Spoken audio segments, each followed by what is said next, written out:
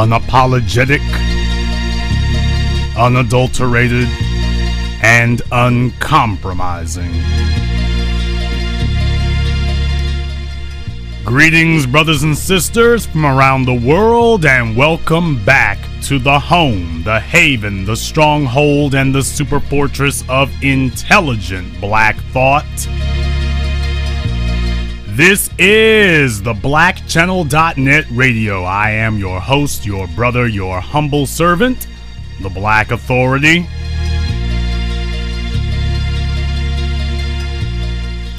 And the Black Channel is live.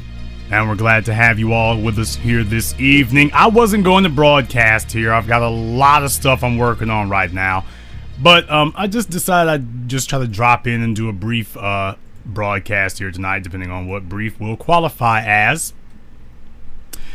And because a couple of things did come to my mind here tonight, and I figured while I was here I might as well go ahead and speak on that.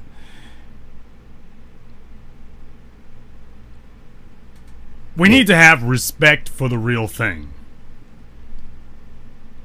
That's what we need to have. Black people, we need to have respect for the real thing. We need to recognize it when we see it, and we need to respect it when we find it.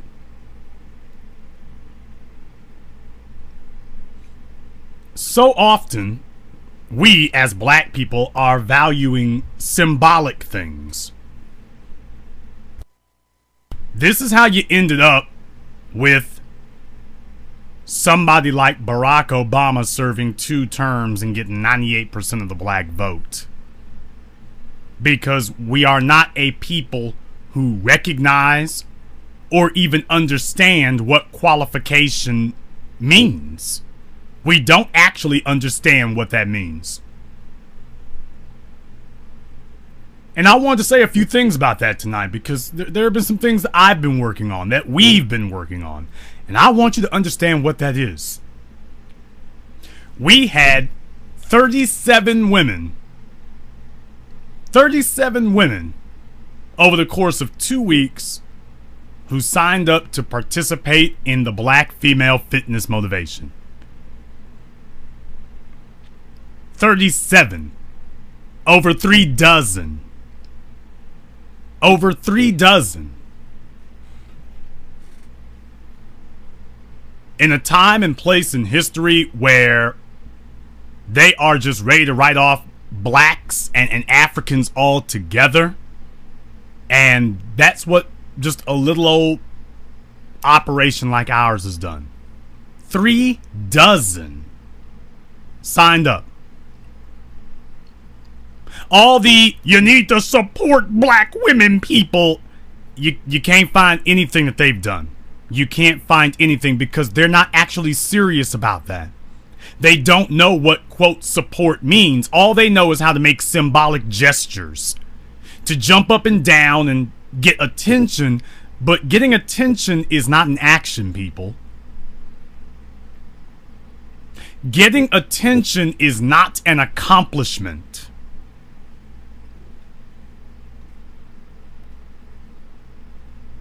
And we need to learn how to make the differentiation between those two.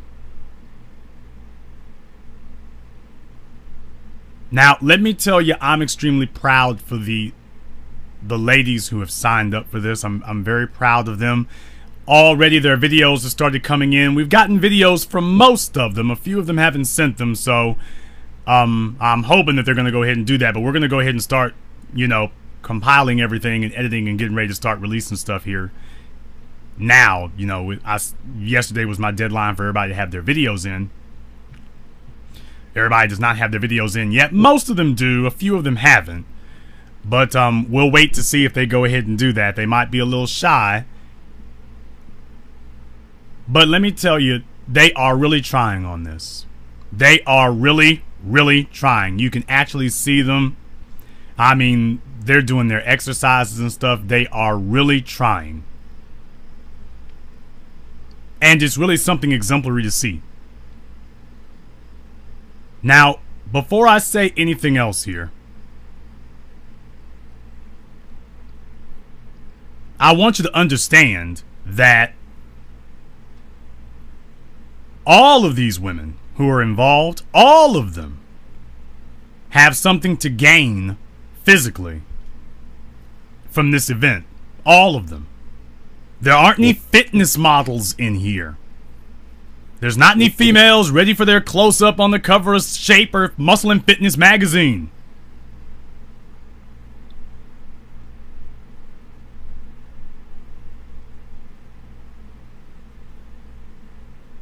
So they are all having to do work to qualify for your approval. They all are. Nobody is coming out of the oven ready-made. And I got to tell you that that's the kind of female you can build with right there. One who is willing to recognize and accept that they could be better, and then they get off their ass and they start doing something about it. Somebody who can know what's wrong, say what's wrong, and then do what's right. That's the kind of chick that you keep.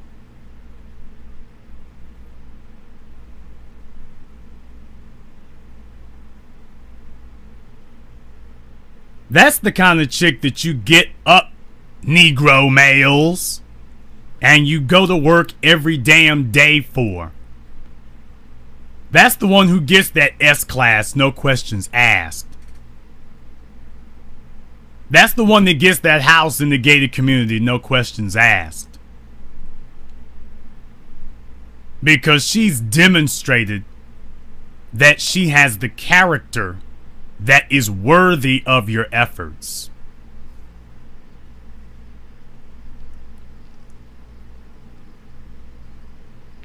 You see, I don't know how well that chick who's been skinny her whole life, I don't know how well she deals with adversity. I mean, if she's never had kids or anything like that, well, we certainly hope that she'll be able to maintain like she has, but we don't know. Or if she starts coming down with health problems or whatever.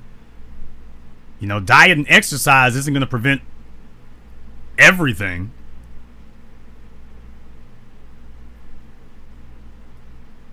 How does she deal with adversity?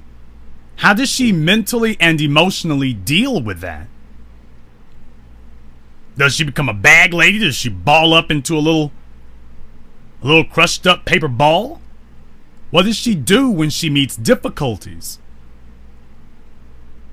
When you trip and you fall, which is what inevitably is going to happen in life. All of us are going to trip and fall. All of us are going to land flat on our faces. Do you have a woman who can pick herself up, though, is the question. Do you have somebody who knows that she should be picking herself up? Do you have that?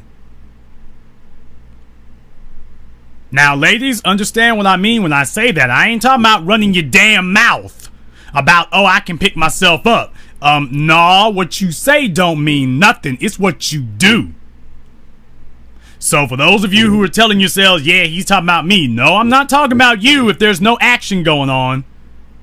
If all you're doing is being a legend in your own mind, damn you, Fluffy.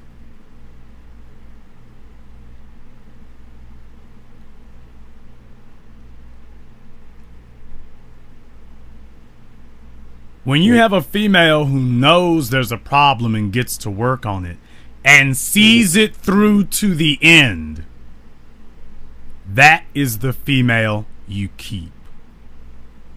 That's the one you keep. Because she is the one who is going to raise your children with consistency. And that while the rest of her girlfriends are losing their kids to child services, you're not worried about that because you chose a female who will see through what is right to the end. She's not trying to be something she is not. She's not trying to tell herself that she is healthy when she is not. And she's not trying to tell herself that she is a single woman with no children when she is not. She understands what the situation is and she deals with it accordingly.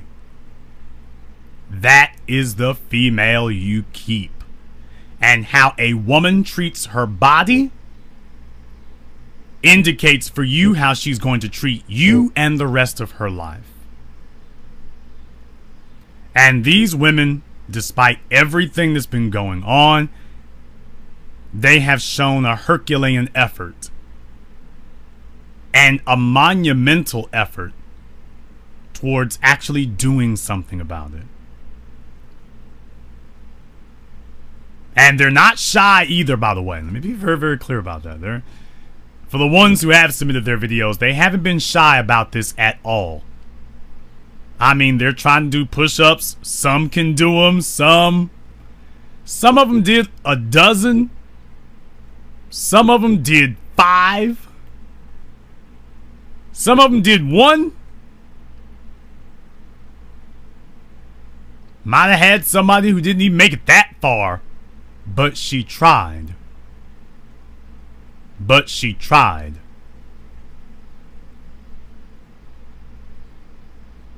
You see, there's a reason why a football season is called a football season. Because we don't know who the best team is on week 1. If there was a way to find that out, the football season would be 1 day. But you see, there's a reason why they call it a season, people. Because your ability to win a singular game does not demonstrate or quantify for us if you are the best team. And your ability to play over the course of 4 quarters does not quantify to us if you are the best team. You see, when your team is able to still throw that ball down the field with accuracy, hit that line with accuracy, defend the quarterback with accuracy, stop the offense from making any progress with consistency.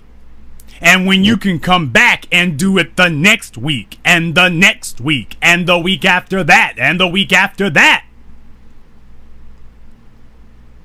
now you have earned the right. Now it is confirmed. There is no question we are dealing with the best team. Now you can understand something here. In the NFL, you might not like who it was who won the Super Bowl. You might not like it, but you cannot say that they did not earn the right to be there. Because you see, if they were the worst team in the NFL, they would not have made it through 16 games in the Super Bowl. That wouldn't have happened. That would not have happened. You don't make it through 16 weeks, playoffs, and the Super Bowl, and you're the worst team in the NFL. There's not that many flukes. You're not going to have 3 months of flukes. It doesn't work that way.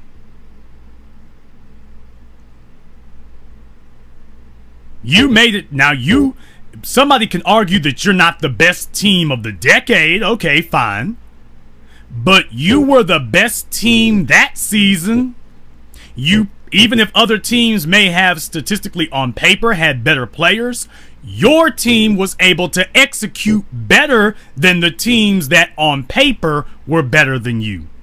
Because it doesn't matter what you do on paper, it matters what you do on the field.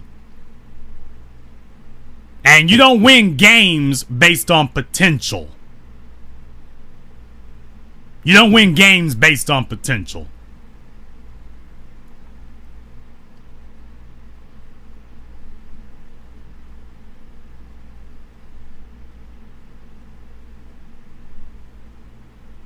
A lot of fellas out there got it twisted up sideways, and that is because most black males are broke.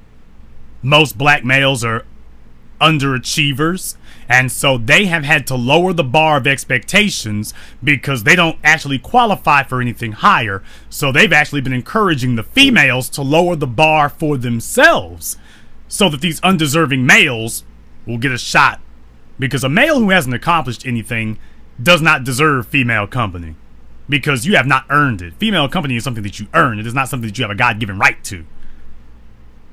But when you're dealing with a group of bummy males, they try to sit up here and change the qualifications for being with a female. I'm here to tell you that that's a lie. You must qualify. You must qualify for a female. And I want these women to raise their standards for themselves. And when they look in the mirror and see that what's standing in that mirror is worth a Lexus, when they see that what's standing in that mirror is worth a black card, when these women take a look in their mirrors at themselves and they see that, then they start looking at the male next to them. Because she's looking in the mirror saying, now that's a black card. She's looking at you saying, where's my black card? Well, baby, it's like this here. I pay for you. You're sleeping on my couch. Where's my black card? Baby, you talking about that white man's money stuff. There you go again with that white man money stuff here. Why come we both can't take care of each other? Okay. Then I'm leading. You can't lead nothing, baby. I'm the man. You respect my primacy. Hotep.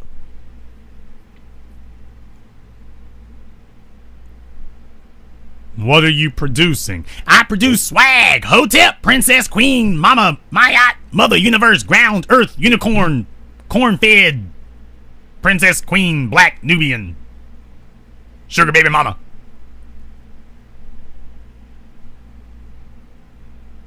You see, when a woman gets her body together, she starts having something to compare it to, because she starts getting attention from a higher class of people. When you bring your body up to a higher class, you start getting attention from a higher class of persons. And then Mr. Jive talking, sleeping on your couch doesn't have quite as much credibility with you as he once did, because you start to see that he ain't actually accomplished anything.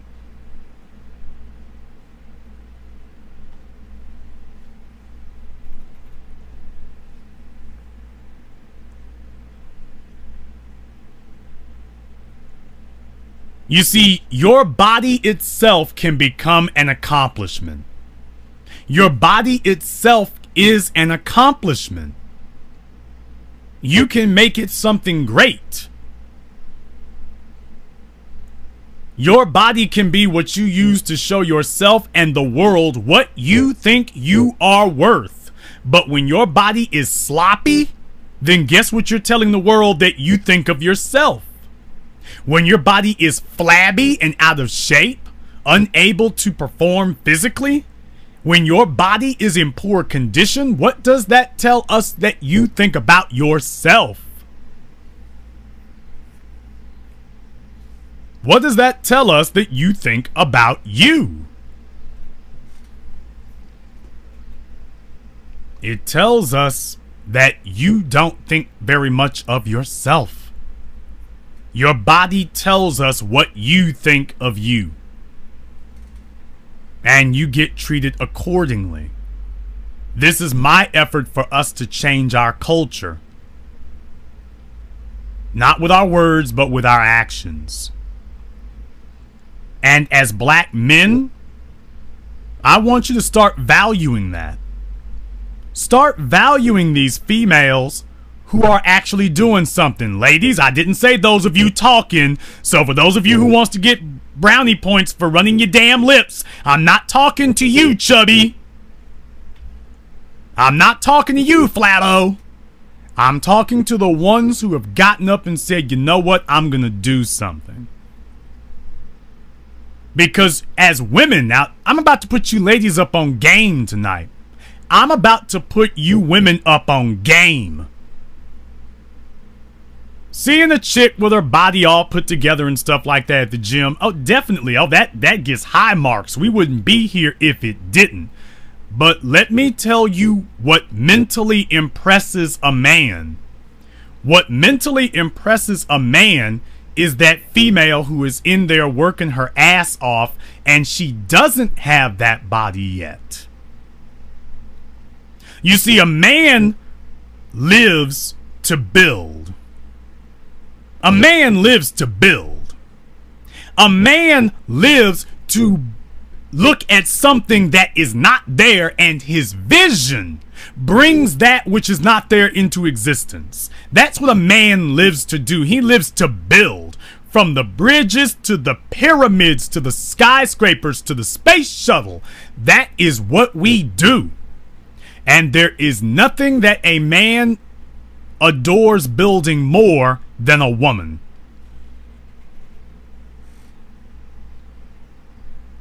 There is nothing he adores seeing come to fruition more than that.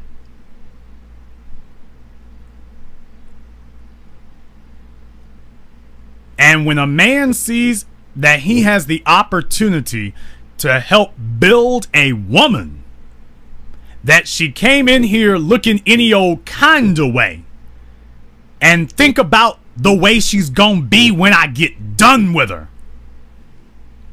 'Cause it's not there now. But you see, this is gonna have my touch on it. You see, Beyonce does not have my touch on it. That's why it looks janky.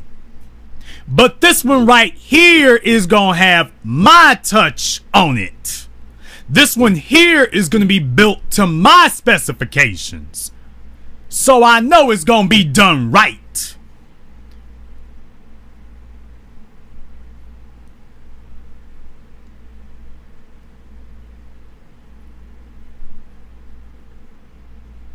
She's not going to be built for fun. She's going to be built to run. There's a reason why men value muscle cars and trucks more than we value luxury cars. You see, a man purchases a luxury car to impress a female. But when you ask us, the car that we drive, the cars that we drive got 8 cylinders or better. The truck that we drive is big enough to carry children in, but you ain't gonna put nothing in it.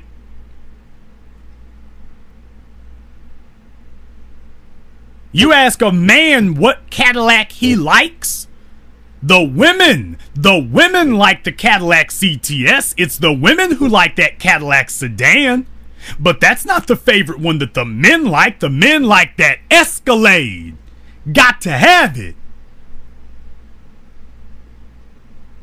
Let me put this damn $100 in this gas tank.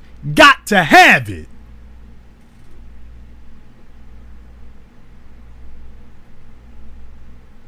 No, you let her get that V6 over there. I got to have this V8, V10. Got to have it.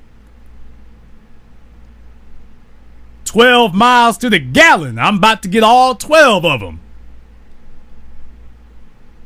About to get all 12. You and me gonna go the same distance. My gas tank is 3 times bigger than yours, so technically I'm getting like 36 miles.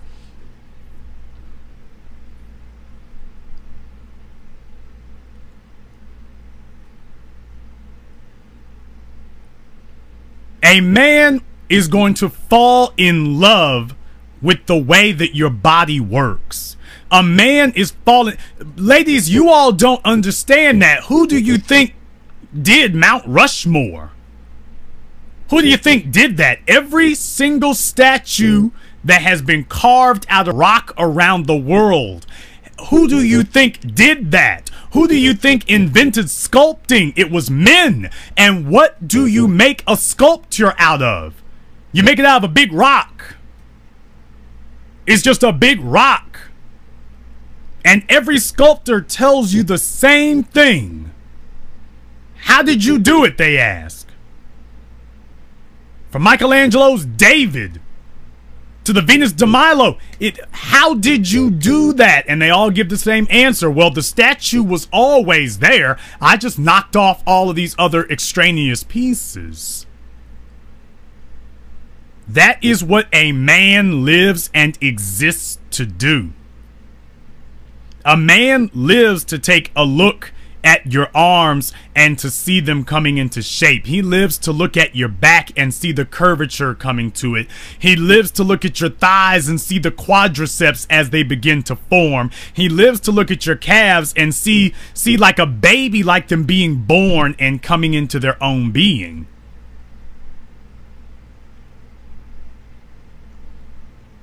That's him sculpting. And by the way, on several of the videos, there were men who were holding the cameras for the women. That was the most impressive thing for me. There were these men who were holding the cameras for them and talking to them when they were doing their push-ups and stuff. One more, one more. That's what we live for. And as women, you have devalued that. Because let's just be honest, you got fat, you got lazy, you started resting on your laurels, you did like Rocky in Rocky 3. You got complacent, you got lazy, you got apathetic, and you got your ass knocked out. You forgot what it meant to be a champion. You wanted people to sit here and stare at your breasts as they got bigger and saggier, and you said, well, they're still big, aren't they? But the rest of you has eclipsed them. Well, give me credit for those alone. No.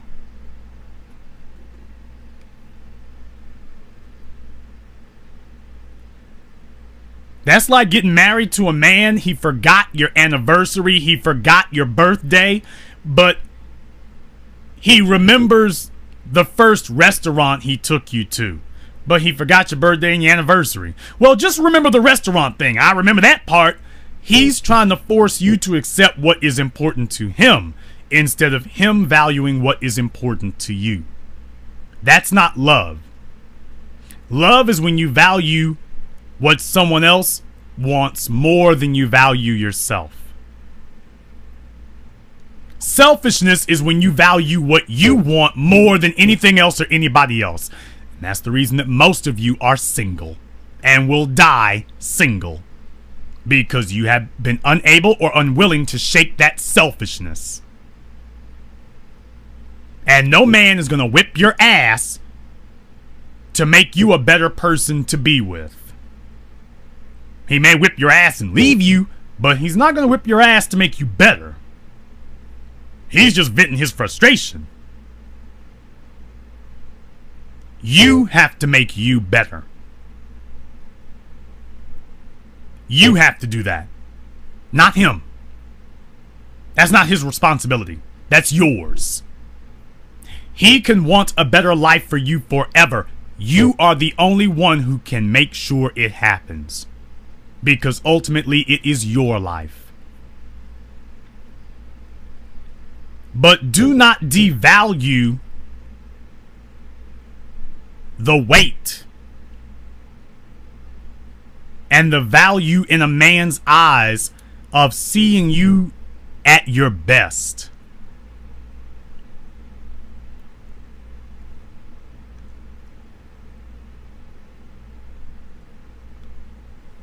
Don't fool yourself. And you can talk to any personal fitness trainer. They will tell you that. They will tell you that. They will tell you that the woman at their gym, first of all, the people, but the women at their gym who impress them the most are the ones who are not chiseled.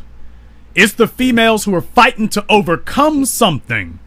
Those are the ones who are most impressive. She's fighting to overcome something because she's lifting all these weights, but it doesn't look like she's getting nothing out of it.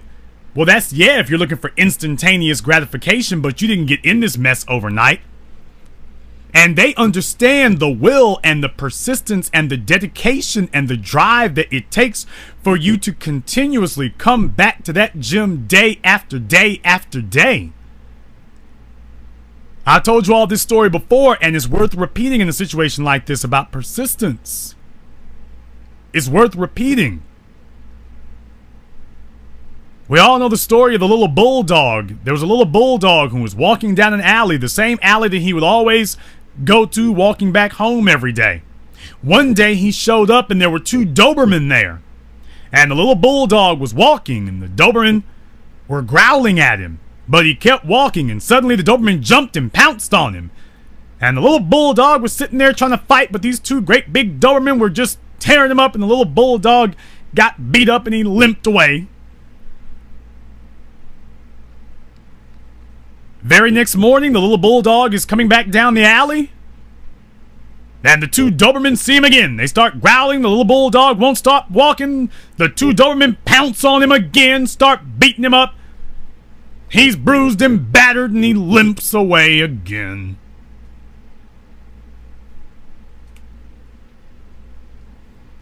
The next morning, the little bulldog is coming back. Once again, he's walking down the alley. Once again, he doesn't stop. And once again, he gets beat up and has to limp away. Every day, that was the way it happened. Every day, he would come to the alley, and every day he would fight, and every day he would lose. But something began to happen.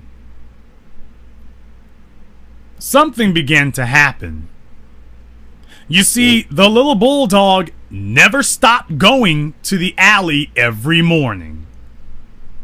And he never stopped fighting every day. And pretty soon, the Doberman actually began to fear the sunrise, because they knew that every morning when the sun came up, like clockwork, like the wrath of God, that little bulldog was coming. And he would not be scared, and he would not be intimidated, and he was not going to back down.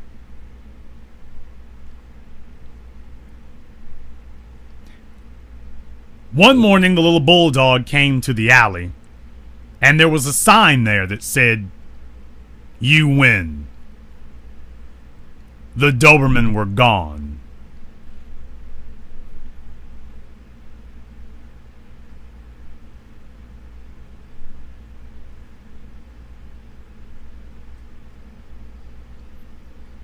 A lot of people like to end that story by saying, and the moral to this story is, it's not about the size of the dog in the fight, it's about the size of the fight in the dog.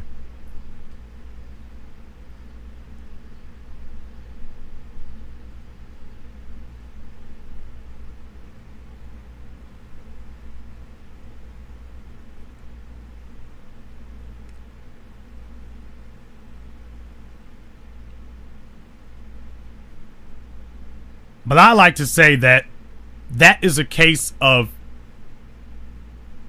your enemies not knowing what you're made of.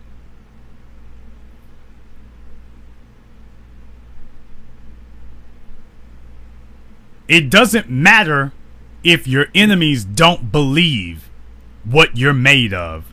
It only matters what you believe. As long as you believe it, it doesn't matter if the rest of the world doesn't.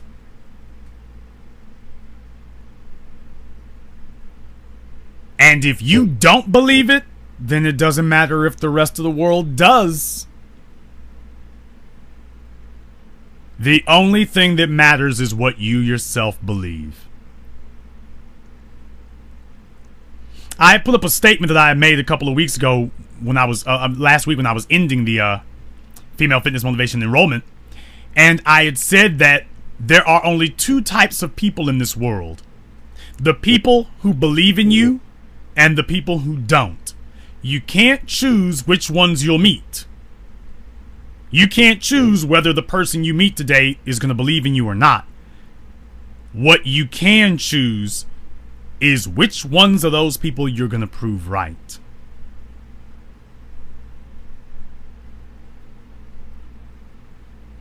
You see,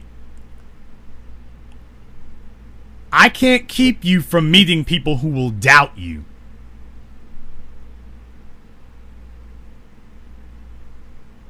The only thing that you can do is prove them wrong.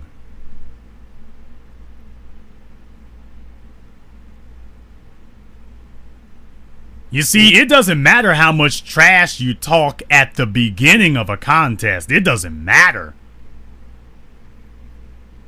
That doesn't matter.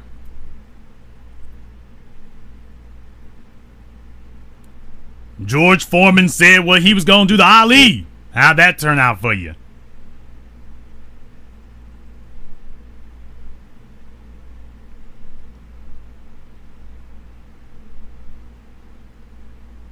We can go down the list. It doesn't matter how much talking you do beforehand. The only thing that's going to matter is who's the last man standing. Now, your opposition, you have to understand, your opposition is always going to do the most damn talking at the beginning of the competition. Whoever does the most talking at the beginning, those are the ones who are most scared. You see, a competition is about what you gonna do, not about what you're gonna say. If talking won world championships, Jerry Jones and the Dallas Cowboys would be working on their 40th, 30th, 40th Super Bowl ring. Please, however many Super Bowls they've had. Get real. If talking was what did it, if talking could win a Super Bowl, if talking could win a competition, if talking could win a fight, Chael Sonnen would be the mixed martial arts champion in every weight class of the UFC instead of getting run out of the UFC. If talking did it,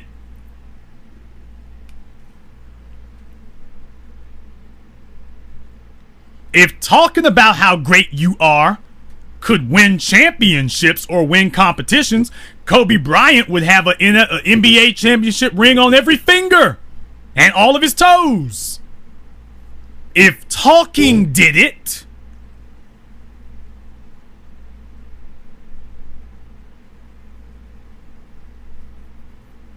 instead, Kobe is very adept at selling shoes and very adept at selling shirts. Not very good at winning championships lately. Now, on the other hand, a guy who doesn't talk very much, LeBron James,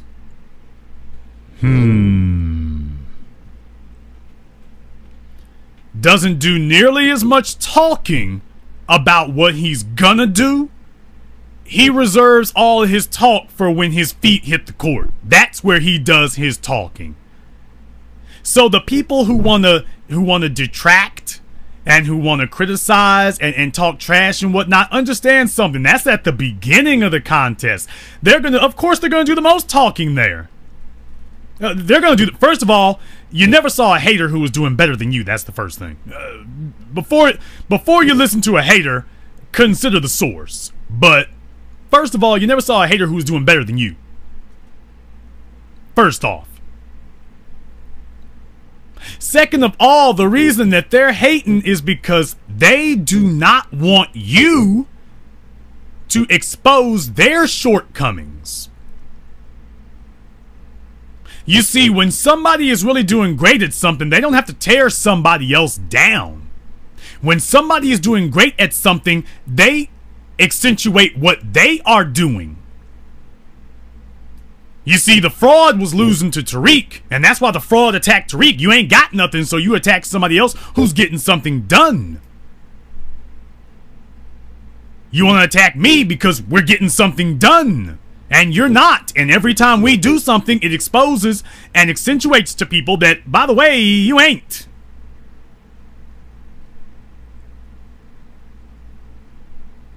So they want to attack you in order to take attention off of the fact that they're not doing anything. But understand something.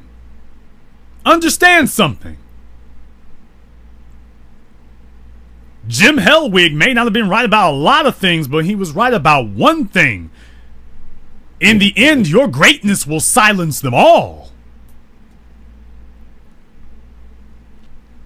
Don't worry about what other people say. Don't worry about what other people think, because in the end, your greatness will silence them. It is what you do that people will compare. That's why they want to do so much talking about it. They want to do so much talking about how you look walking in the gym from day one, because it takes don't you know that people understand that that's a deadly threat walking in that door? You see, you might be the big man here right now, but understand the chubby people walking in the door, those are the new people. You're the old boss. What they're afraid of is that you walking in the door, you're going to be the new boss. That's what they're afraid of. So the game now becomes to discourage you from day one. The game now is to discourage you from day one, because we don't know what's actually waiting below that layer of fat. We don't actually know what's there. We don't know how great you're going to be. So, let me tell you, the worst odds in the world are a wild horse. A wild card, a dark horse. You don't want to go betting on that, because you don't actually know how that's going to turn out. For a dark horse, you can only bet one of two ways. That's the only way you bet on a dark horse, is one of two ways. You either bet nothing on him, or you bet everything on him. That's the way it works. There is no in between. With a dark horse, you either say, no, I put nothing on him, or you gotta bet it all. Now that's okay if you're the dark horse, but what if you're not? Now you want to try to discourage investors from betting on the dark horse, because you're trying to keep your losses as low as they can be. But understand something. They attack you because they are afraid of the dark horse. Now, I can't give you motivation and drive. I can't do that. You have to give yourself that. But what I will tell you is that you are greater and better than you have ever given yourself credit for being.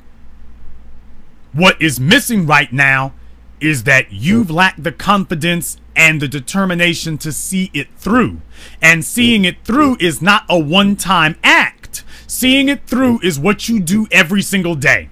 Every single morning that you wake up. Every single time your head comes off that pillow. That is seeing it through.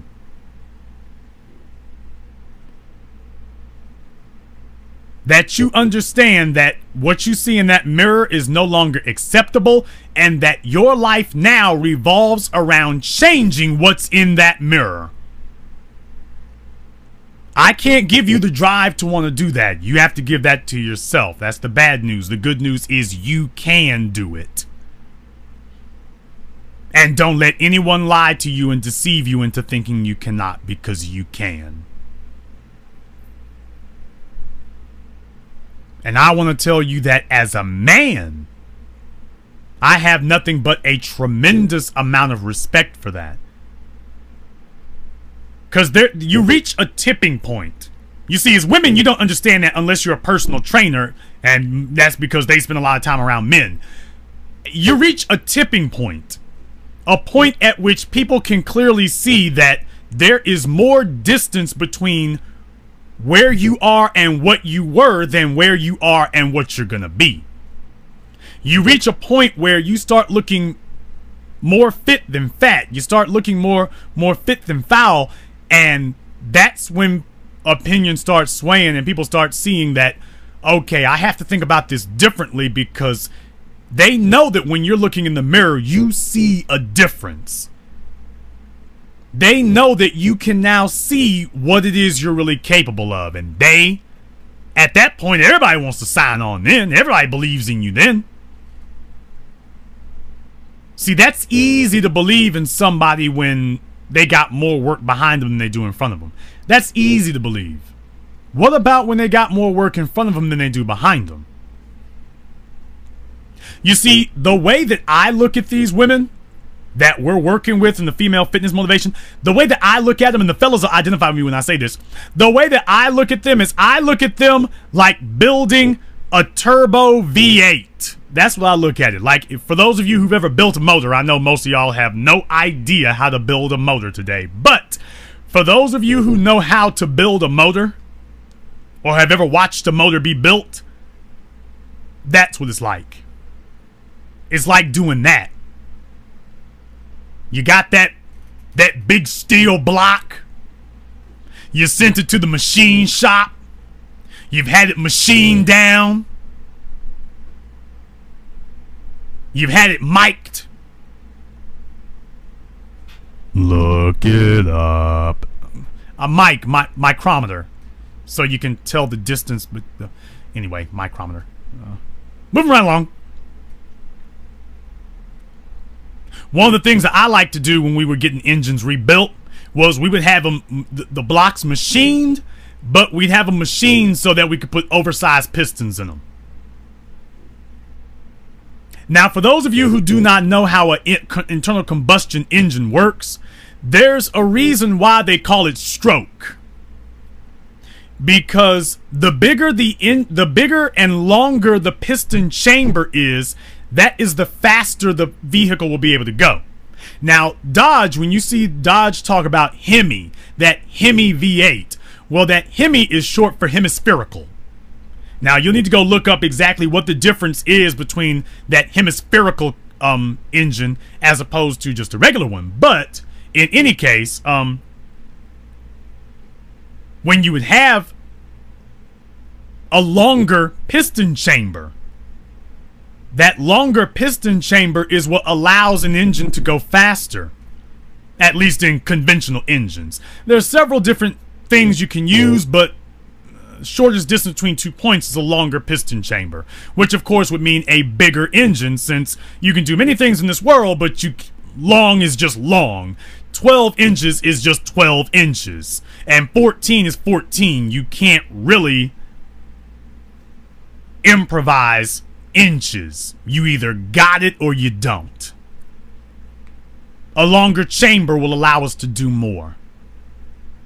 So you see, it might be necessary, if I'm trying to do this engine a certain way, I might have to get a whole different type of block so that I can make this engine do what I want it to do.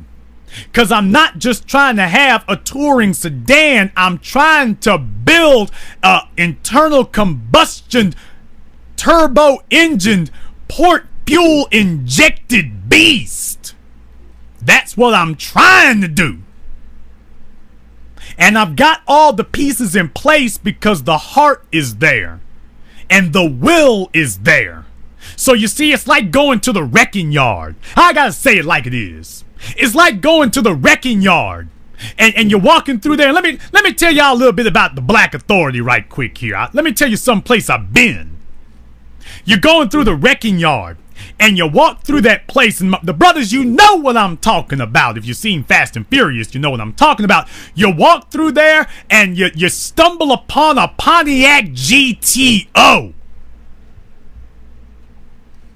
You stumble upon that 6970 GTO. Oh! Messed around and found a Ford Torino. We got that original Chevy SS.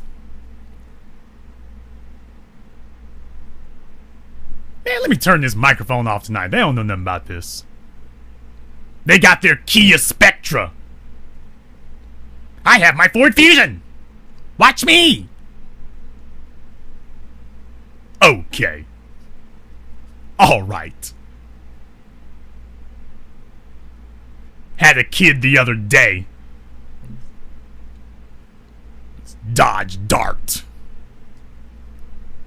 All right. Whatever, Junior.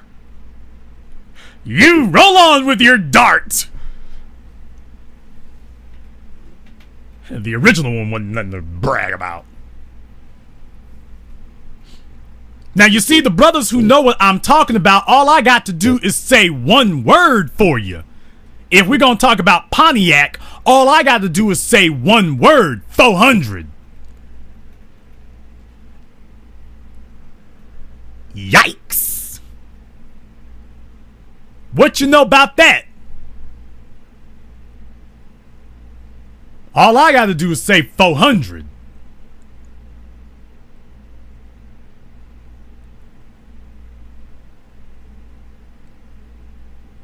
Messed around, true story, messed around, took a 400 out and put it into a Buick Regal. It was like a 81 Regal. So it was built, you know, it was one on the same chassis as the Olds Cutlass. Should have got the Cutlass too, by the way. Should have done that. But I didn't want to mess the car up was the thing. So I'm like, I got a choice between this Regal and this Cutlass. Which one is going to be?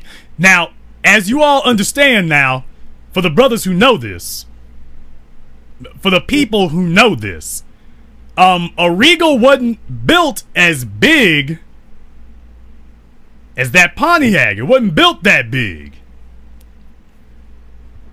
So you see, the engine compartment in that Regal is not the same. You need more room. True story. Could not actually get the hood down. Could not actually get the hood down, by the way. True story. Actually wound up having to like put some clamps on it that would lock in place, but the hood actually could not go down all the way. Never could actually get it to go down all the way, so we actually had some extra clamps that we put on that would lock in place, but you could not actually get it down like that.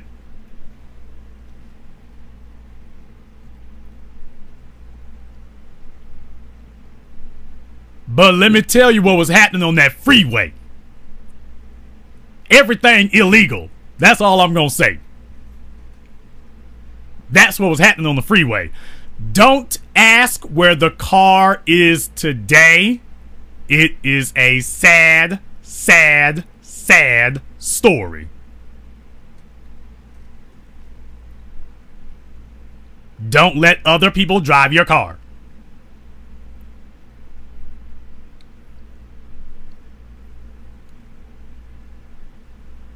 But let me tell you, ladies, there's a reason why you need to take notice of your men's propensity to do that. A man is not going to give up on a woman who is trying. If your man has given up on you, it's because he sees that you gave up on yourself. There's no way in hell that he's got more faith in a junker from a wrecking yard than he does in a damn human being, except he knows that restoration of that car depends on him. Restoration of you depends on you.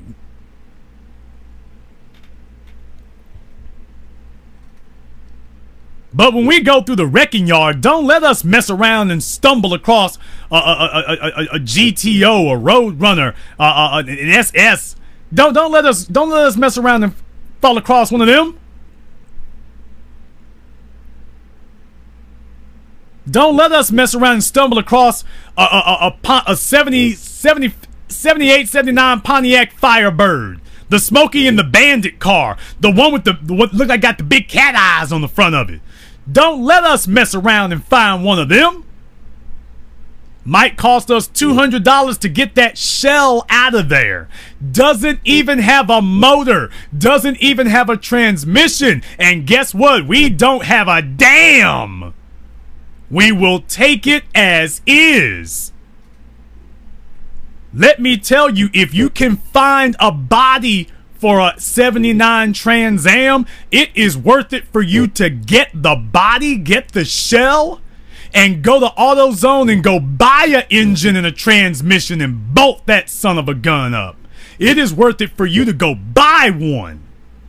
I would do it in a heartbeat. Wouldn't think twice about it. Would not think twice about it. I would call up my machine shop. I would call up both of my mechanics. I would tell both of them. I got one who does motor performance and I got one that does builds. I would have first one do the build, the second one do the check on it, and then do the performance on it. The first guy does builds, the second guy actually does race cars. So I want it built before it goes to him for inspection modification. That's the way it works, just in case anybody's wondering. TBA, yes. Couldn't you do it yourself? Part of it, yes, but hell, even if I could do all of it, who the hell's got the time anymore? I got documentaries and everything else to do here, but I would pay for it. I pay for it like it's nothing.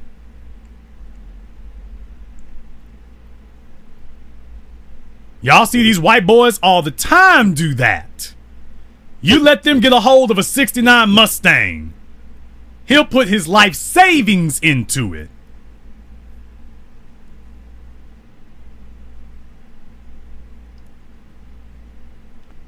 And as black males, it's kind of pathetic. But if you have a black male who actually knows how to work on his own car, you take that son of a gun, you get that shell.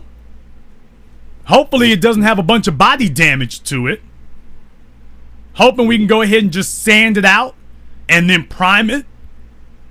We want to try to stay away from Bondo if we can. You want to try to stay away from Bondo, fiberglass. I mean, if you can, if the body is not in bad shape and you can avoid, you know, having to do any extraneous stuff. I understand because, you know, time is slipping into the future. Nothing is eternal. You know, it's kind of hard to find a car that hadn't been bashed up like that at this point. I get it. It's not lost on me. But if you can, that's most desirable. Like I say, as close to pristine as you can stay. Because you should be able to put a magnet on that car, on every fender, and that magnet should stick. If it doesn't stick, that means somebody has been over this body with Bondo or some other non-metallic type of filler. So it looks smooth on the outside, but that's only part of the story. But hey, I understand it's not always possible, but if you can, that's the sweet spot. If you can do it. Now understand, your other option is you can take it to a good body person. But just be aware, a good body person is like a surgeon. A good body person who can deal with metal and putting it back into shape again, that's like a surgeon. And you're going to pay surgeon prices. So just keep that in mind. But being able to take that chassis of that car, being able to sand it down, to prime it, to go over it with a primer like that, to be able to even it out until you've just got this big gray mass, and then to start the process of the finishing and the paint on it. Of course, you actually want to put the motor and stuff in there before you do all that mess there. But if you're going to have to prime it and stuff, you want to do that first, then you do your motor and all the rest of that together. Depending on how much work there is. Now, let's just say we're going to just take it from the bottom. I mean, we're going to redo this whole thing. So the seats on the inside, the seats got to go. We got to yank these seats out. These seats have got to go. We're going to go get us some good ones. As a matter of fact, a lot of people don't like it. I'm a person who likes more electronics. If I'm going to fix up an older car, I like more electronics in it. A lot of other folk, they want to restore the original dash just like it originally was. When I was younger, I wanted it restored originally like it was. Today, I actually like the idea more of a customized modification of them. So I wouldn't want a digital display, and I wouldn't want those touch screens, you know, where the gauges are supposed to be and stuff like that. But I would want a customized dials for it. So it'd be like a 21st century upgraded version of what you originally had in there. So if they were designing the same car today, what would you do for the dashboard? What would you do for the gauges? What would you do for the steering wheel? That's what I'm on today. That's the way I see it today when it comes to fixing up a car today and retrofitting it. That's the way I feel about it. As opposed to just trying to make it look like the current models of cars out there. What can I do to take the old design and modernize the old design? That's the way I feel about it. But that's just me. That's just me. That's just me.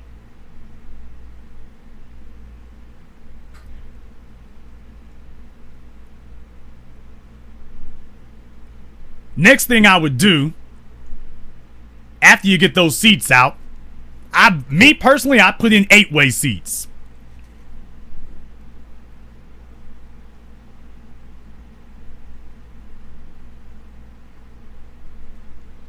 I like 8 ways.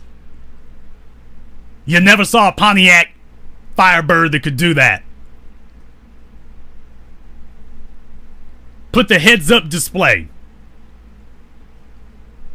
Have the double stitch. That's right, a Pontiac with double stitching for the interior. That's what I'd have there for it.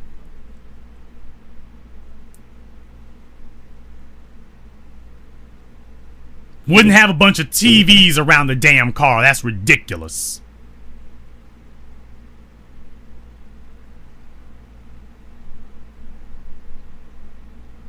All electric for your doors. Have the custom fiberglass for that. There's a reason why I'm going into all this extraneous detail. Have the sports suspension put on it. Now you're going to need a steel work. You're going to need a welder to take care of the rest of that part right there. You're not going to be able to do that yourself.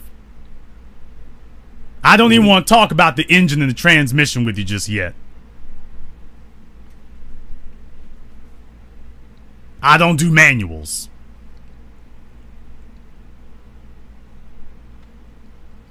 For your headlights, it's going to be all LEDs. A lot of y'all can't even figure out how the hell you'd make that work. Especially in a 79.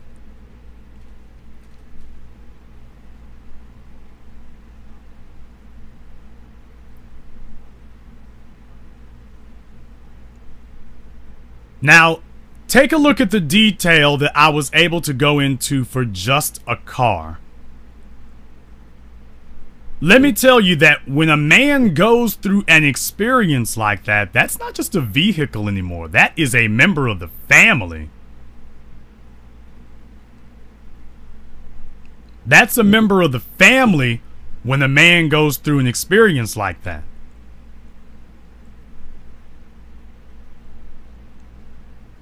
When a man has walked and invested himself in something, so often you as women discount the ability of a man to invest himself in you.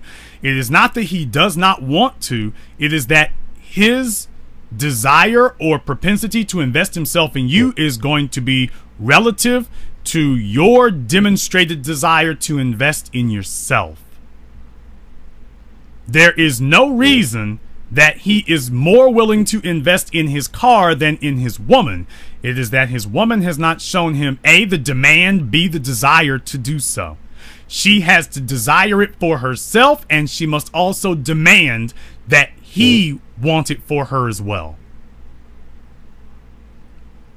You have to demand it of yourself, ladies, but you must also demand that he want it also. You have to demand that your man wants you to have this. And be ready for what that answer is going to be from him. Be ready for that.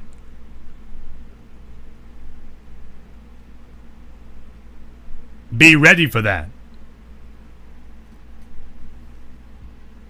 You need to be ready for what it is exactly they're going to do here when you sit up here and tell them that you want them to be able to support you in this and to actually demand what it is that you want. That this is what is best for you, but that you are demanding that he be on the team, and that the same dedication and the heart and the persistence and the affection that he shows to that car that he passed by in the wrecking yard and to that fixer-upper in his backyard, the same dedication that he showed to that you are demanding that he support you and push you to do that for yourself. that you want him to fall in love with your renovation and your reclamation the exact same way that he does for his cars, his shoes. As a matter of fact, not the same way, even triple that amount.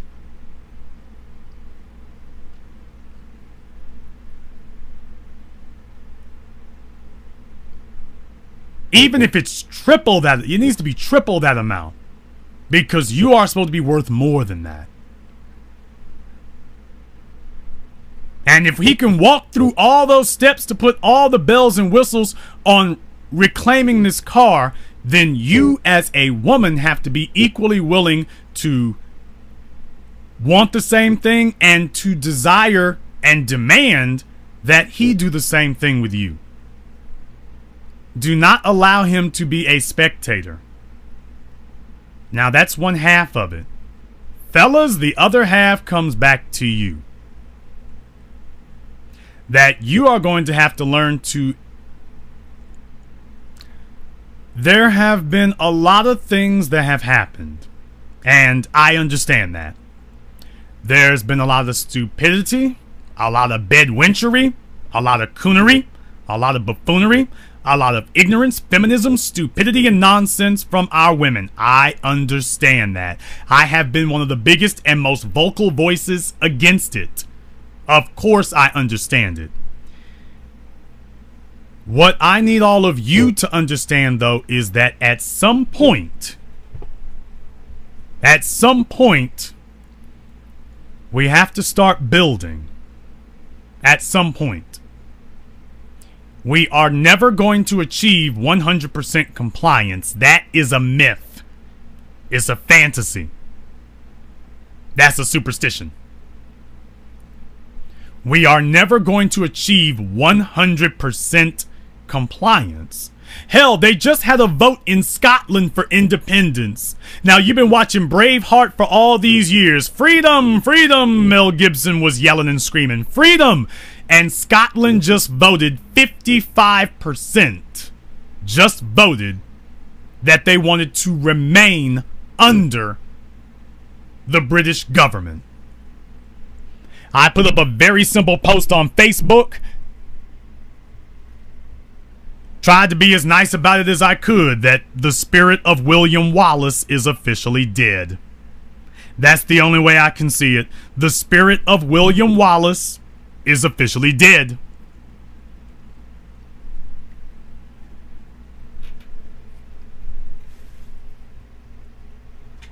I'm not one of these people who sits here and tries to sugarcoat things.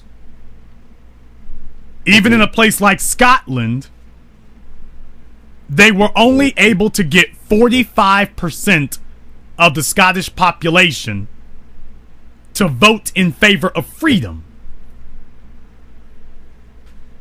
Now, you would think that for something like freedom, that wouldn't take very much.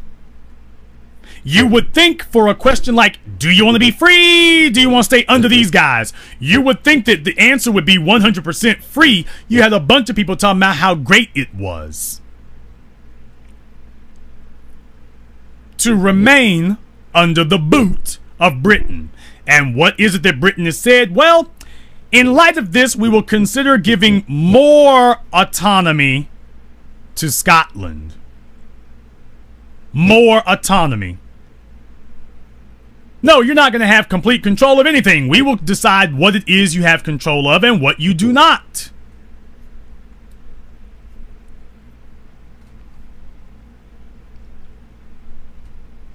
So you see how hard it is to get people as a group to agree on something that is in their best interests. That's always an issue. We cannot make the perfect the enemy of the good. Let's start moving with what we have. Let's start moving with what we've got, because we could spend the rest of our lives sitting here yelling about all the people who are not moving and never make any type of progress whatsoever. We could just sit here and never actually move a step. Just complaining about the people who aren't getting up and doing anything.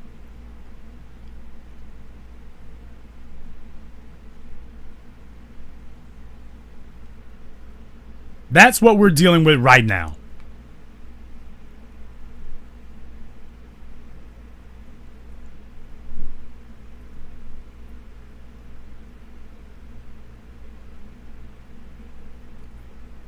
And what I'm saying is that let's start moving. Now, I know that some of you have got, and I'm talking to the males right now, I know some of you have got some hard feelings, and I understand that. And there is going to be a point where that needs to get sussed out also. I understand that. I'm not saying that we're going to sit up here and give a pass to everybody, because we are not.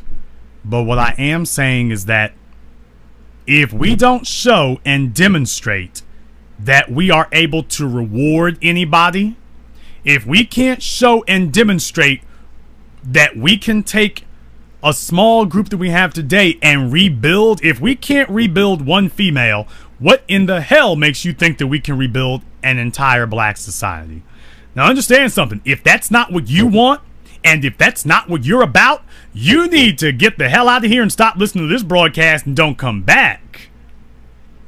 Because you and we are not on the same page. We're not going to the same destination.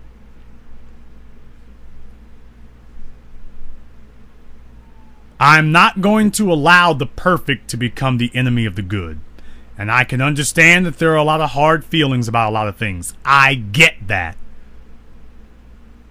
But at the same time, it's imperative that we as black males show leadership on these issues. And the first thing that a leader does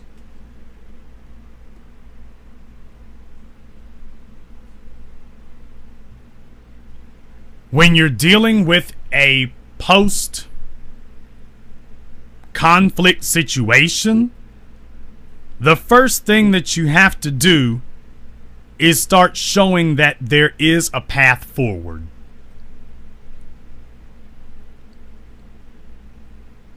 And it would be so easy.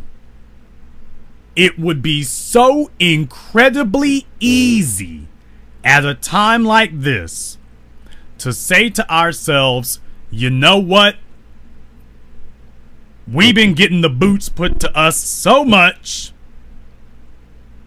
It's about time we started throwing some shots of our own, and this is a good opportunity to do that under the guise of constructive criticism or anything else like that. And what I'm saying is that that is wrong. That is wrong. You have an opportunity right now through what you're doing and what you're saying, through those who have contributed to the grand prize and everything else. We have an opportunity to actually start changing the national discussion and the conversation by showing that we're not just here to complain. Because, brothers, complaining is not a plan. Complaining does not constitute a strategy. Complaining just means that you're emotionally venting, but that does not mean that you got a way out for us. Do you actually have a way out? Do you actually got one?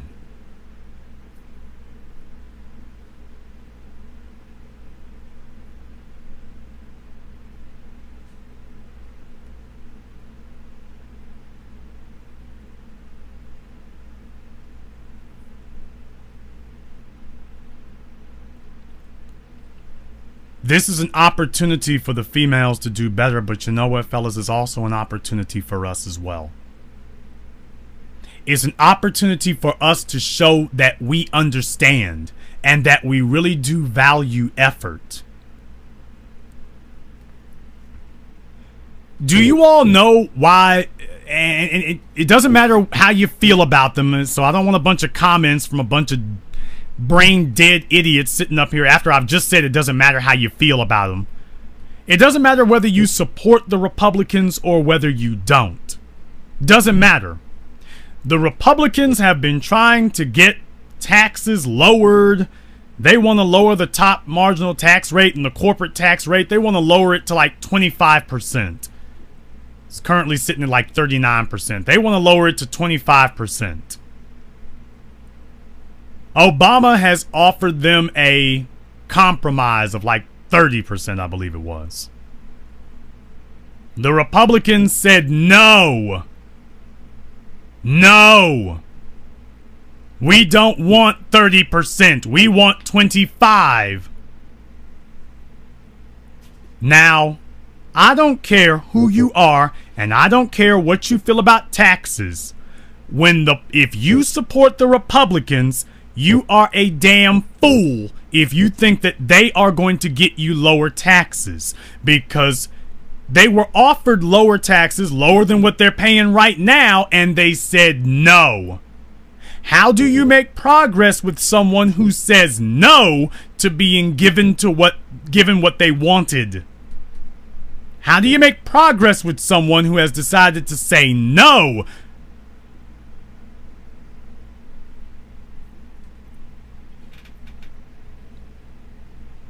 And Chris Matthews was talking to one of the Republicans, and he actually let the cat out of the bag about how the liberals and the feminists and the gays and stuff, about how they've made so much. He had told this guy, and I forget which Republican he was talking to. It was one whose name really I should know, but they're all forgettable at this point, aren't they? And he had told the guy, well, the president's offered you 30%. Why haven't you taken the 30%? He said, Chris, because that's not fair. That is still too high. We need 25%. We need to be competitive with the rest of the world. We want 25%. And then Chris Matthews came back and said, right now we're paying 39%. Don't you understand that you can't get to the 25% because you won't take the 30%?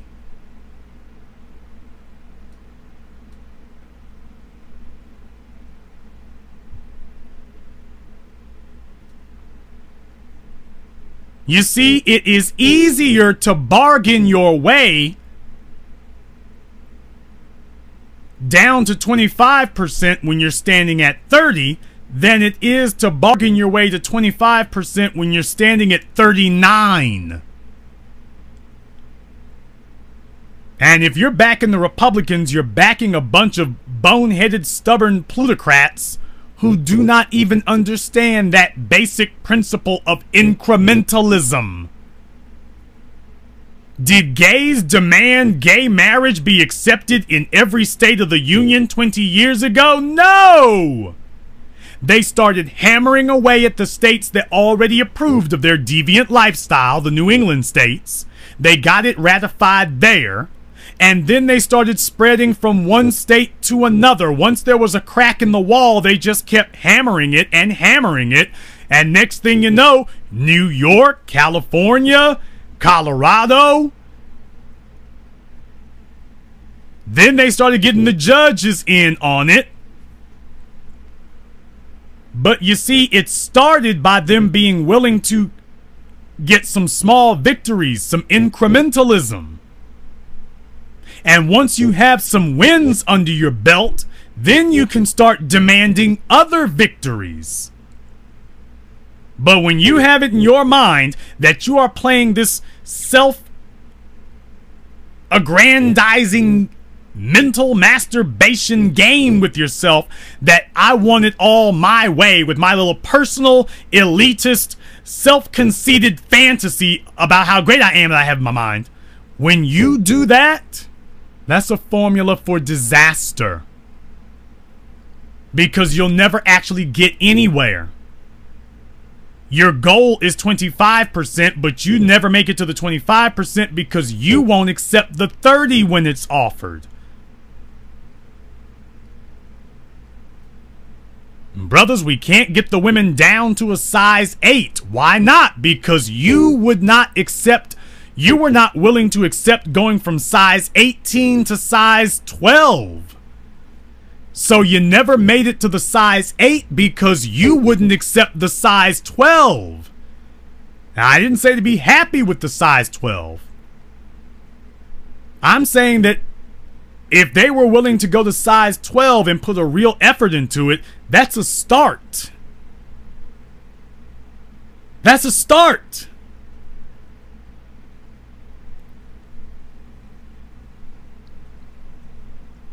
It is a start, people.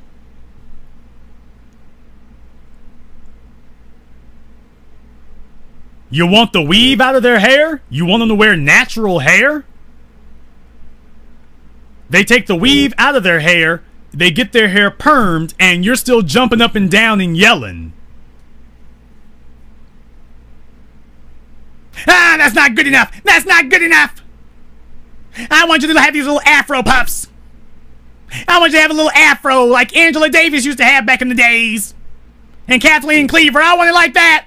And if it's not like that, it's not cool. And I'm going to call you a white man's whore and slut and Negro bedwench. Because you're not doing it just the way I fantasize about it in my mind.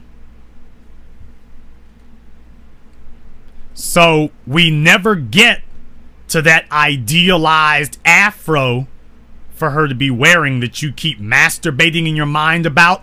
We never get there because you would not let her even take the weave out of her head.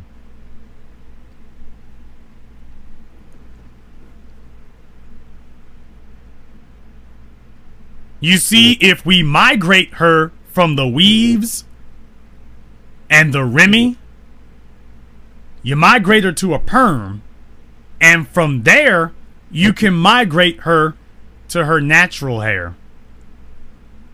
But you see, we never got to the natural hair because you wouldn't even accept the weave being taken out when it was offered to you. No wonder you can't win anything, because you don't actually even know how to define what winning is. You don't even recognize winning when you're doing it. We're winning right now. No, we're not. But we were at the 50-yard line. We're now at the 5. So this isn't winning. We had 50 yards to go. Now we only have 5. So put us back on the 50-yard line. If we can't throw a Hail Mary pass into the end zone from the 50-yard line, we're not going. That's the way most black males are in regard to this subject. If they can't have a Hail Mary pass from the 50-yard line, then they'll just throw the whole damn game and let white supremacy walk off with the Vince Lombardi trophy.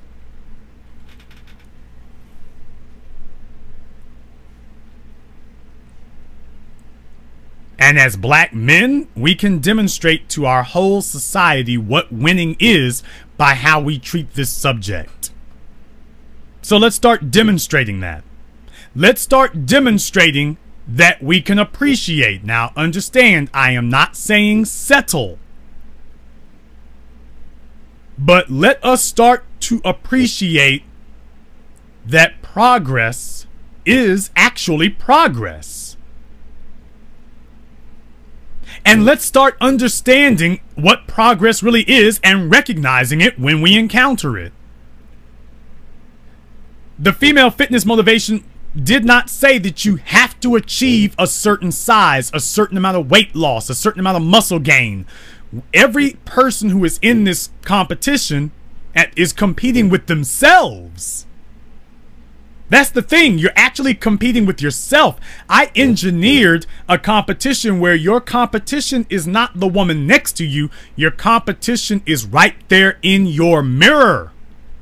And we want to see how much distance you can put between what's in your mirror and yourself in 30 days.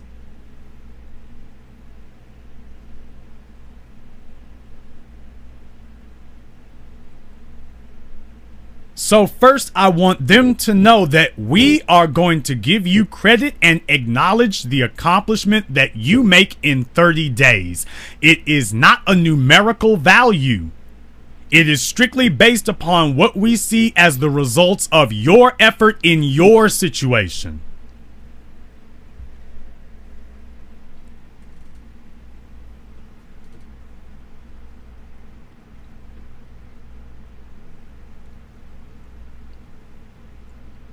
And I want us as men to start respecting that as well. I want the women to start respecting our value for them. But men, I want you to start respecting their value with you. Because the truth is that most of these women are really just looking for approval. They really, really are. They really are looking for approval. And we've got so much ability to provide that in a positive way. Not, no, I'll get you some approval if I can get you in bed. It's not none of that garbage. You niggas ain't worth nothing. No, I'm talking about real black men. I'm not talking about you cast off dogs. I'm not talking about you. The dusty and bummy. You don't qualify as human, much less black male. But a lot of them are really in this and whatnot because they really are looking, you know, to see. That was one of the consistent things that came back, was that they liked this that we were putting together because they saw this as a place where they could get positive reinforcement. And so many of us as black men, we've been throwing away the opportunities to do that, to be that positive reinforcement that they need.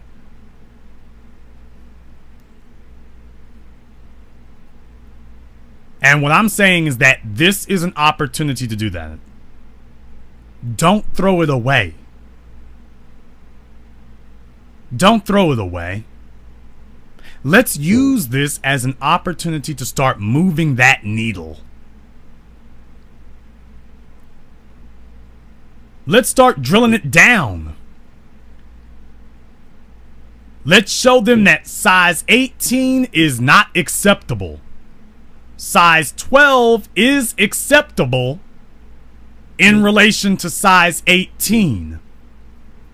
But just understand that we said it's acceptable in relation to 18. We're not settling for it. But we will give you credit for getting away from that size 18. We will give you credit for that. We will recognize and acknowledge your effort for doing that. And once she sees that she can get a little credit for her work, just get the hell out of the way. She'll take the rest of it from there. But as black men, we have shown that we are incapable and unwilling to provide rewards to our women on any level unless white folk instructed us to do it.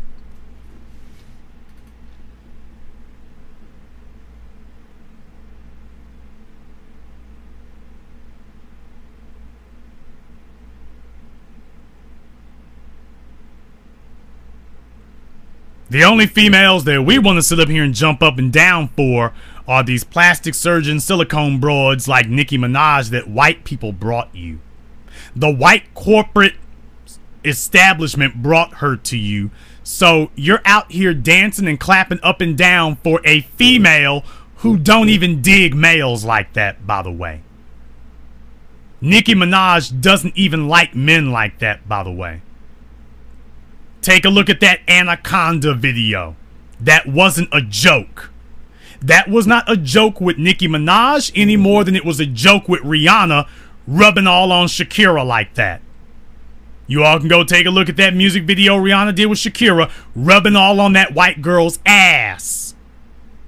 And I'm not embellishing it. Go take a look at the video. She is rubbing that white girl's ass. You are sitting up here praising and aggrandizing and bloating the reputation of females who do not even like you and are not even attracted to males.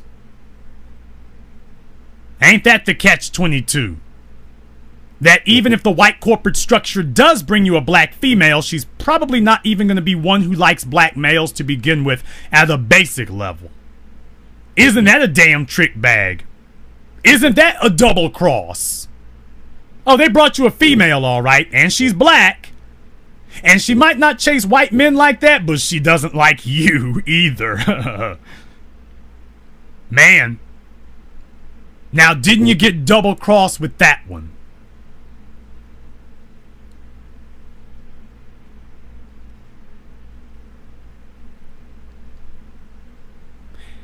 One last point to the black males out there. You do not own what you did not build. Let me say that one more time in case you missed it. You do not own what you did not build.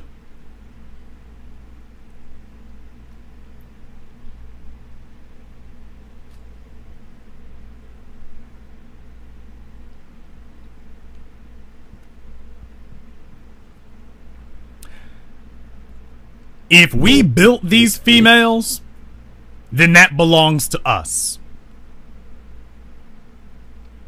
The movement to make black women the fittest women in America, if black men built it, then guess who owns it? Black men built twerking. So guess who owns it? And that's why even when the white women showed up, the white women had to come to the owners of it to get validation. Because we built it. And because we built it, we own it. You don't have credibility except through the builders of it. So if you want to have ownership of fit black women, you must build them. You must build them. If black women don't owe any gratitude to you for getting into shape, then guess what? They don't owe you anything. If you couldn't even be bothered to give a thumbs up or a hey good, if you couldn't even be bothered to do that, then guess what? You've got no skin in the game. You've got no ownership. Now, if you, however, are the driving force behind it, then guess what? You own it.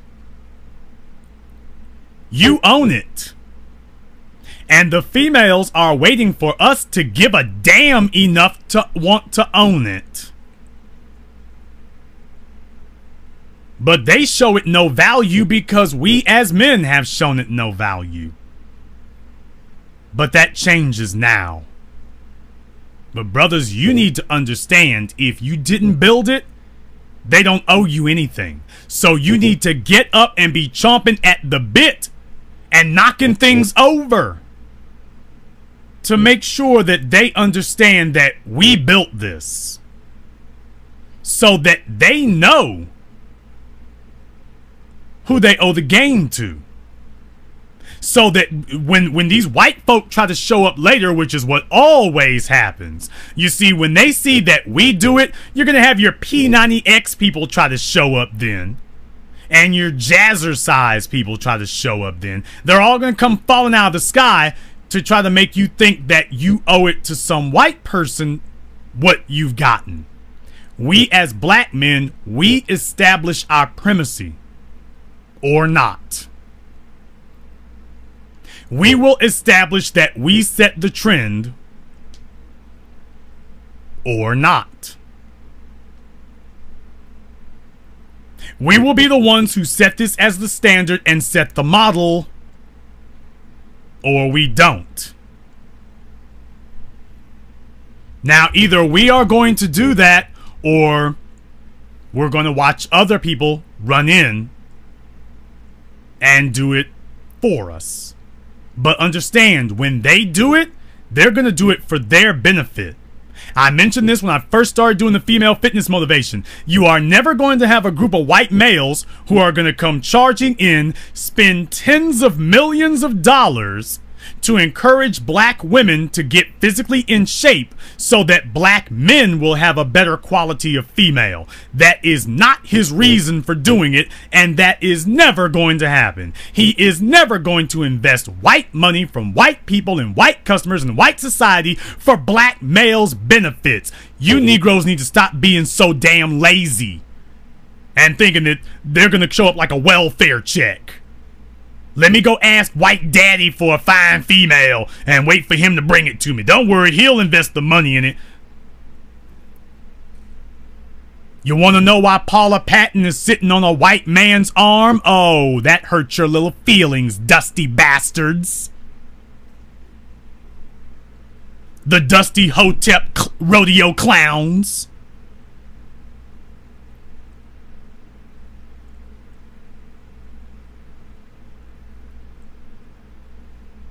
You want to know why Rihanna bows at the altar of white men? You want to know why Nicki Minaj bows at their altar? You want to know why they can put out videos degrading your women so freely?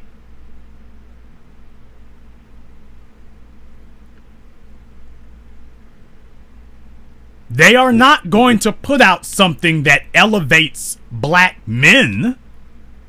They are not going to sit here and use their money to subsidize and fund the competition. That ain't happening. If they invest in black women, it's going to be like Oprah Winfrey. Somebody tell me, how much good did Oprah Winfrey's Chef Rosie and all the exercise gurus that she brought on her show, tell me, how much good did that do black women? Show me the renaissance in black female fitness that Oprah Winfrey, brought to you by white men, created. Tell me. I'll wait and listen. I'll wait for somebody to send me an email on that one. Show me the renaissance in black female fitness that Oprah Winfrey got kicked off.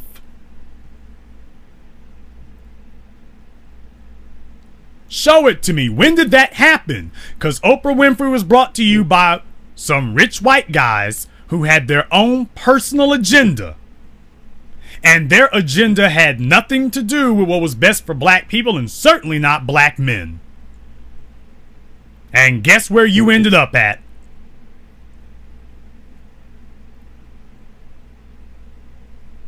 Guess where you ended up at?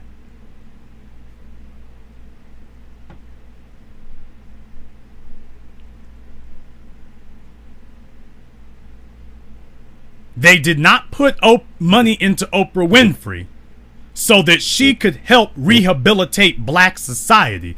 They put money into her so that she could help them to gain greater power, wealth, and influence for themselves.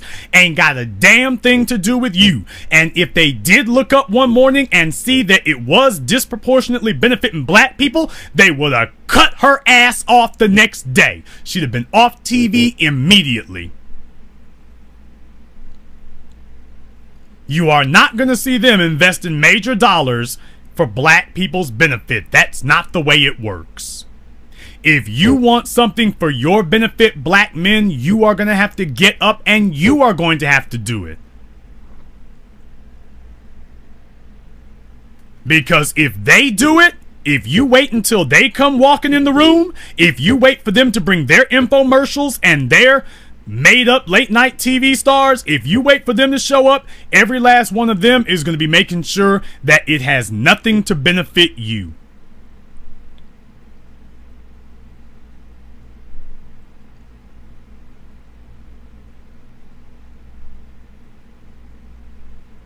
It'll have nothing to do with you whatsoever. You'll be sitting there watching these females showing. I mean, wouldn't that be the greatest of tragedies? Would that not be the greatest of tragedies, brothers? Wouldn't that be something? Wouldn't it be unreal if we actually got what we said we wanted and then found out that, damn it, it didn't do us any good at all? Wouldn't that just be the most horrific of ironies?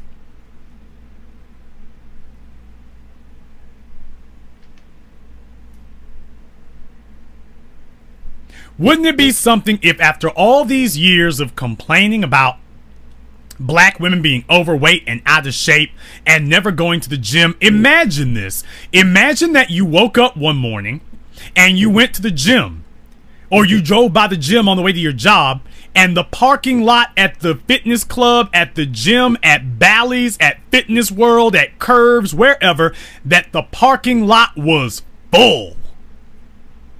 And you saw nothing but black women walking into the place with their gym bags. What if you woke up one morning and you saw that? What if you got up one morning and you saw that? Or you went to your job and you saw all these black females sitting there and they all got their nice toned thighs and their nice toned arms and everything on them is high and round and perky and all that good stuff. And it's like, man, this is like a damn candy store with capris on. I'm liking the hell out of this. I went to sleep one evening, I woke up in an issue of Fit and Sexy magazine. Man, this is great. But then you started noticing something. You started noticing that those black women all had products sold to them by the same white late night gurus and whatnot. And they were sitting around talking to each other, but they would not talk to you.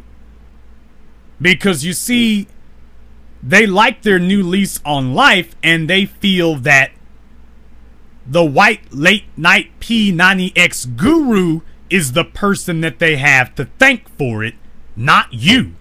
So guess who they now consider to be the archetypal leadership male?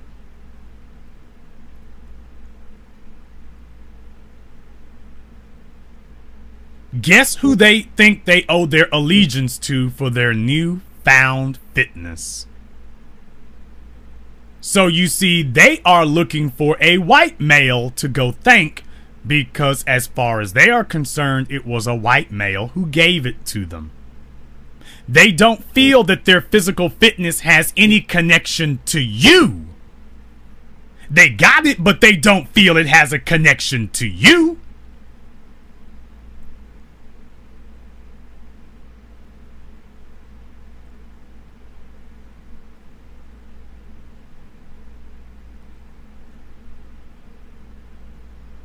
Wouldn't that be the most horrific of ironies if we went through all that work and did all of that effort, all those years complaining about their physical fitness, and then they did get it, and the first thing that they walked out of the door and did was say, but it has no connection to you. I need to go find a white male to go thank for this.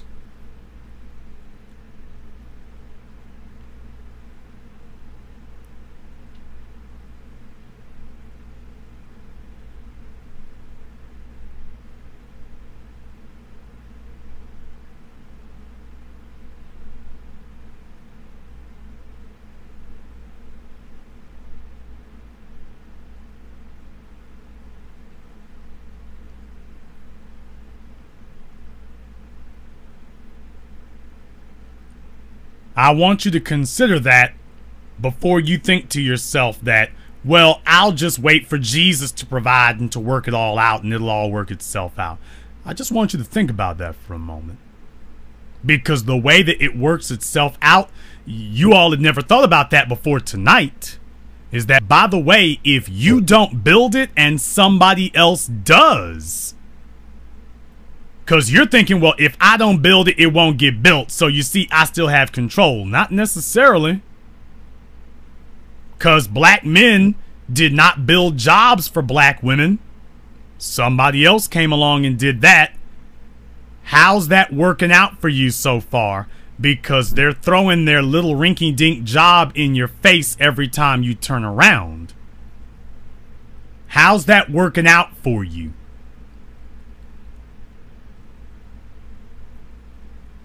You see, that's what you sitting back and saying, oh, well, I should get trinkets because I'm a black male. That's how it worked out for you. That's what you got for it.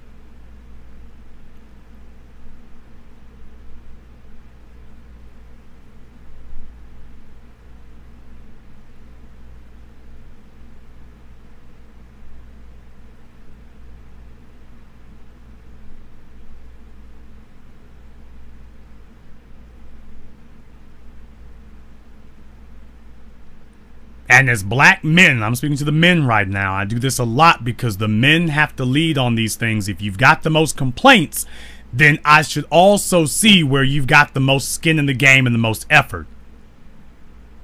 You see, I'm not one of these. The reason why you all have always come to me for solutions is because I'm a person who actually deals in the art of the possible, not the impossible. But the first thing that I'm going to start insisting on now is that as black men, we've got to show leadership on this issue. And it's a start. Just understand it's a start, but you know what? You finally got one. And I'm not saying that what we've done is by any means perfect. Of course not. Hell, do we even know what perfect is? I'm not saying it's by any means perfect. But what it is a start. It's a hell of a lot better than we had a week ago. Now start incorporating the lessons from this into your life. Start incorporating the lessons of this into your behavior. And if we all start imitating the skills that we're learning here, that will change the whole society.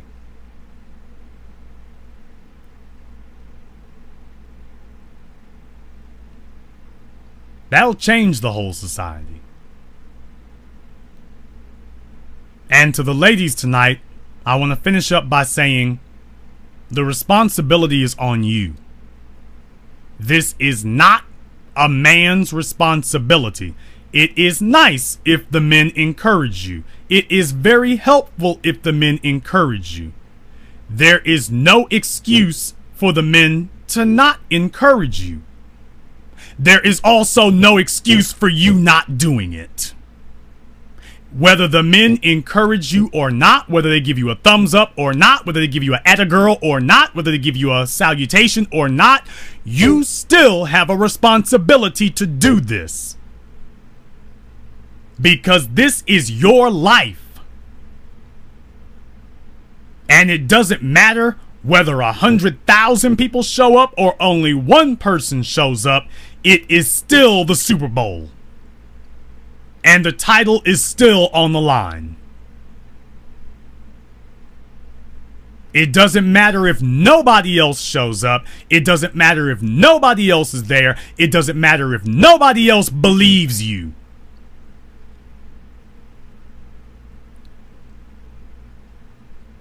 It only matters if you believe in yourself. And you do not have any option or any avenue to abdicate or abandon your responsibility to do this. It's very nice if people support you in doing this. It's very nice if people encourage you in doing this. But if they don't, that is no excuse. It is your responsibility to have self-respect, as Cat Williams said. That's why they call it self-esteem, because you get it from your damn self.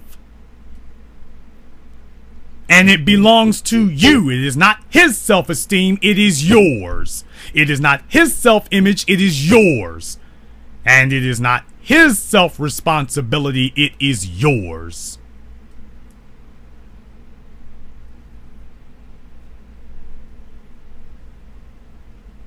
So ladies, we will do everything in our power to acknowledge your effort, to encourage you. But whether we do or whether we don't, that has no bearing upon what your responsibilities are to yourself.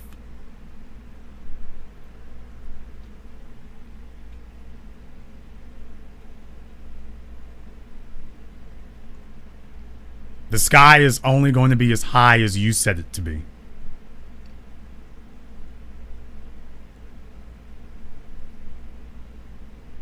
But don't blame anybody else for giving up on you when they take a look at you and see that you've already given up on yourself. This is not going to be a one-day exercise. You will have to do this. You'll have to have consistency. You'll have to come back and do this again and again and again. And it is what we see you do every day. It's how much fighting we see you do every day that tells us whether you're going to succeed or not. I can take a look at the women right now, and like I say, we'll be putting out videos over the course of the next couple of days. You can take a look at these women and see their effort right now. Because let me tell you, your effort at 210 pounds tells me how much effort you're going to put in at 180 pounds, 170. If you ain't got any heart at 210, I'd be a damn fool to think you're suddenly going to find heart at 180. You either got it or you don't.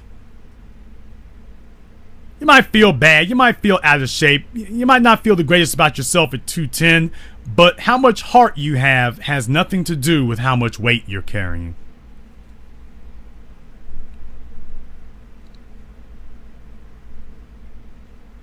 If you don't have it in your heart to do what you need to do at 210, knocking 30 pounds off you ain't gonna change nothing.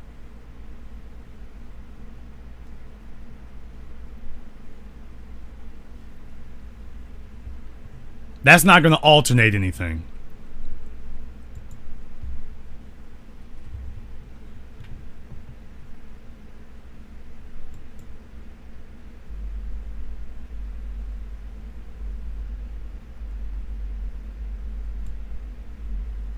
We as black people, and particularly as men, this is your opportunity to make that occur. This is your opportunity to fix that if you choose to. But nobody is going to run up and force you as black men or as black women to do what needs to be done. Nobody is going to do that. Nobody is going to force any of us to do what we have to do.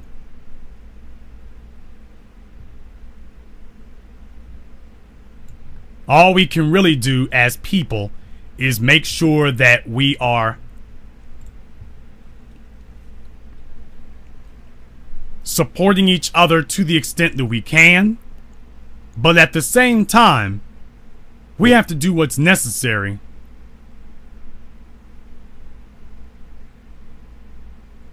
to make sure we support ourselves.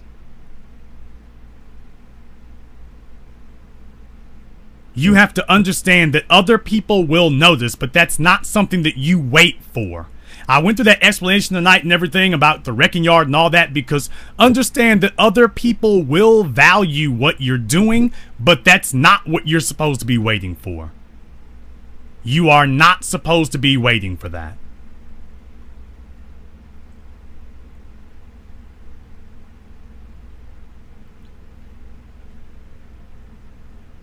The only thing you're supposed to be doing is getting up every morning, looking in the mirror and say, I owe it to that person, the one I see in that mirror. That's who I owe these next 10 reps to, these next 15 minutes of my life. I owe that to this person in the mirror. Whether the rest of the world supports me or not, I owe it to them. I owe it to them.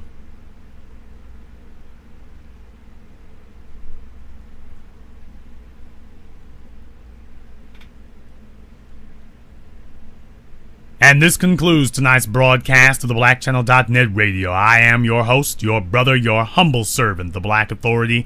And until next time, brothers and sisters from around the world, remember, black is the future, and the future is uncompromising.